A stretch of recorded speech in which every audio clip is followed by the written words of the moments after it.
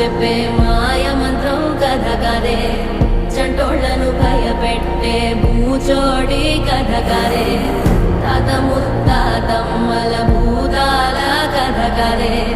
విక్రమాదిత్యుడు చెప్పిన వేదాళుడి కథ కదే, దీపము నుండి దెయ్యం వచ్చే అల్లావుద్దీన్ కథ కదే, ఇది ముడత చర్మం ముసలి చెప్పే కథ లాంటి నిజమే.